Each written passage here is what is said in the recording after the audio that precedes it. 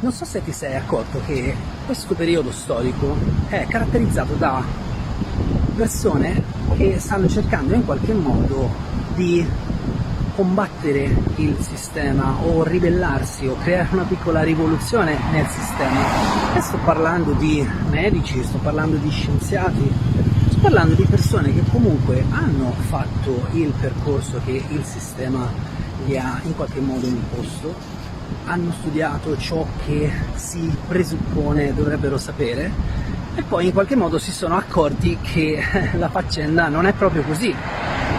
Insomma, ti potrei fare dei nomi, ma mancherei di rispetto a tante altre persone. Ce ne sono moltissimi di questi ricercatori in senso lato, ok? Nel senso storico, nel senso della medicina, nel senso della salute in generale, nel senso della ricerca per quanto riguarda l'essere umano.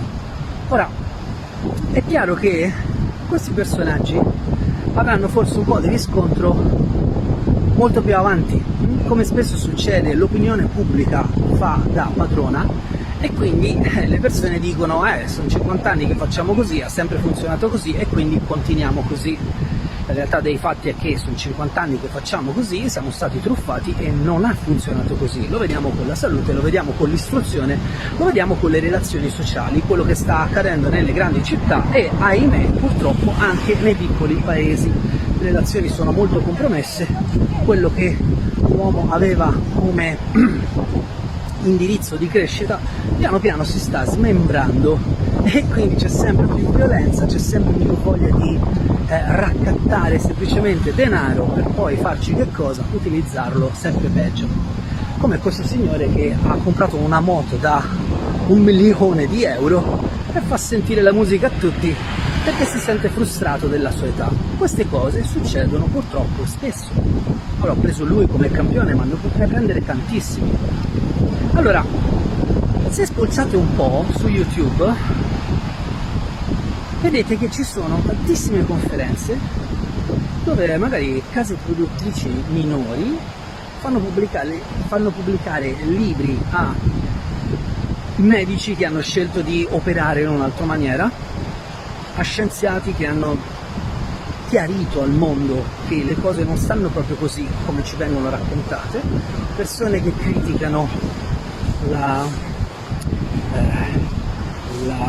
cultura, diciamo, media, persone che dicono che addirittura Wikipedia dice delle grandi cazzate, ma insomma è sempre di più una sorta di trend che si sta verificando e che da un certo punto di vista preoccupa, perché vuol dire che davvero, se loro hanno ragione, ci hanno mentito spudoratamente sapendolo.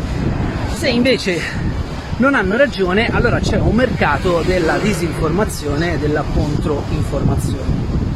Per quanto mi riguarda, sono molto attento a scegliere le persone che ascolto e vi posso assicurare che ci sono professionisti che si occupano della salute delle persone in un modo, e lo metto fra virgolette, alternativo, che permette a tutti noi di stare meglio.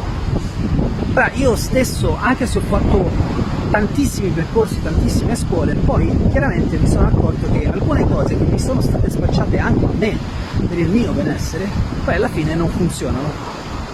Non funzionano perché troppa velocità, non funzionano perché troppi soldi, non funzionano perché troppi presupposti, no? Bisogna essere alti, belli e con i capelli, cosa che non ne ho nessuna delle tre.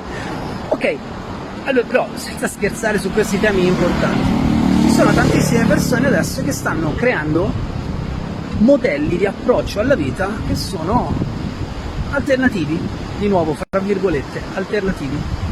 Ma questi percorsi di cui io e tanti altri parliamo, in realtà sono molto poco alternativi, perché sono orientati alla natura dell'essere umano, cioè sono orientati al non nascondere ciò che l'essere umano realmente è e cercare di, e lo rimetto fra virgolette, risvegliare le persone. E non dico svegliare, dico risvegliare, perché purtroppo siamo cascati in una catatonia, in un coma profondo e riusciamo a berci qualsiasi sciocchezza che ci viene detta.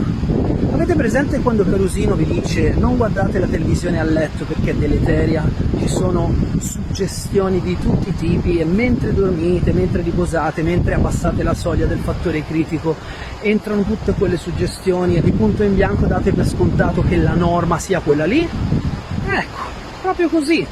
E volete sapere quante centinaia di migliaia di persone la sera guardano la televisione a letto, sdraiati, comodi sul divano e si bevono qualsiasi sciocchezza? Tantissimi, ok? Allora, l'idea è questa.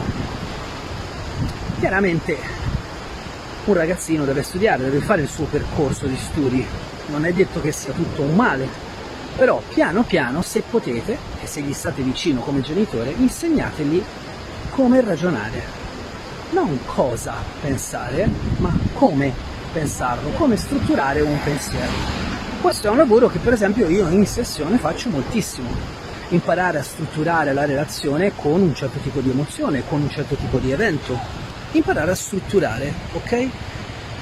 Usando il gergo della PNL dovremmo dire ristrutturare, perché la ristrutturazione è una delle strategie della PNL. Poi va bene, se ti interessa la PNL lo sai che c'è un corso di PNL nel mio sito, il prezzo è molto vantaggioso, 20.000 persone e passa l'hanno già scaricato, è ottimo, quindi guardalo. Però torniamo a noi. Nel momento in cui trovi qualcuno che ti dà dati, e il 2024 è andato così, il 2025 è andato così, comincia a dire, ma questi dati dove li ha trovati?